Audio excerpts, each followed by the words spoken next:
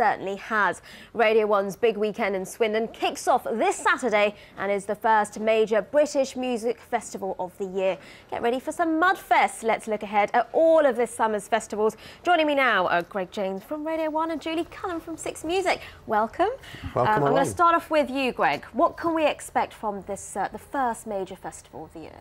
I think just big names in what is Europe's biggest free music festival, basically. We've got Kasabian, Lily Allen, Snow Patrol, huge amount, Basement Jaxx are on, just The Prodigy, huge acts, all for free, basically. And it kind of kicks off the season for festivals. Hopefully, there'll be some good weather in Swindon, fingers crossed. You say free, but it's only free for the lucky ones who have tickets, isn't it? Right. Yeah, well, I mean, there was, what was it, 20,000 tickets for each day given away. I mean, you can't cram everybody into Swindon for the weekend, but it's going to be a good one. And unfortunately, the people who didn't get in there they're going to miss out, but they can watch it online and listen to the whole thing on Radio 1 for the weekend. There's plenty of stuff to watch and get involved with. That's true. Julie, for BBC Six, you're going to be covering Glastonbury, the biggest of biggest names there. What can we expect, especially considering last year we had all that controversy over Jay-Z headlining? Yeah, it's obviously the daddy of all the festivals, Glastonbury. It's the one that kicked it all off, really, 40 years ago now. They've kind of gone for the reverse of Jay-Z. Obviously, that was the first time they'd put a hip-hop artist on to headline the event.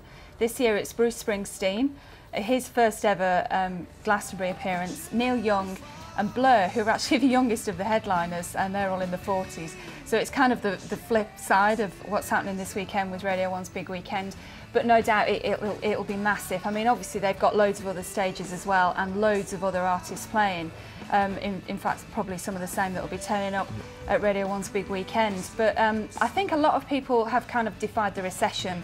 They sold out this year early as opposed to last year. They've decided they want to stay in the UK, I think, people this year. They probably can't afford 2 weeks in Mexico and the chance of coming home with swine flu. Right. Yeah. Oh, gosh, yeah, on a lighter doesn't note, sound great, does it? Greg, what makes a good festival?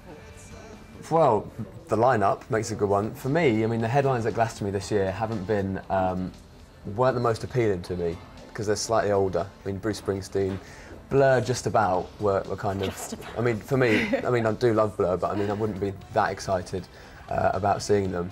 But I just think I think the acts and the whole atmosphere, especially Radio 1's Big Weekend, is a great one. You don't stay over intense. It's not a festival, you know, like Glastonbury, for example, but there's lots of stuff that goes on around the sides of it.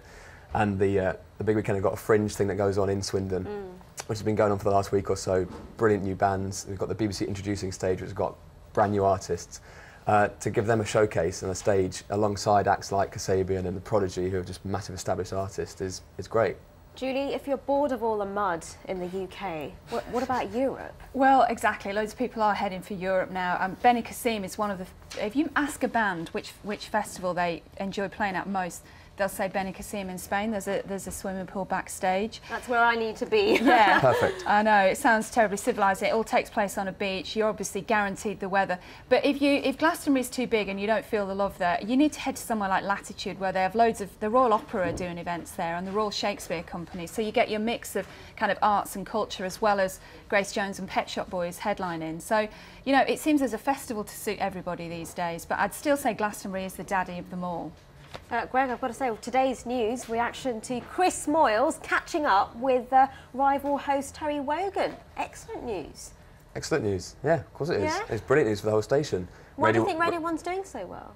Because it's the best. No, it is. I mean, no, it's great. I mean, Radio has never had, it hasn't had this many listeners for a long time. It's gone over 11 million again, which is huge, which means that it's doing really good things. And Chris can be funny at times, can't he? Oh, you're a fan, are you? Yeah, of course he is. You don't get, you know, 7 million, nearly 8 million listeners for being rubbish. I mean, it's, you know, it's a great show, and Radio 1's doing very well.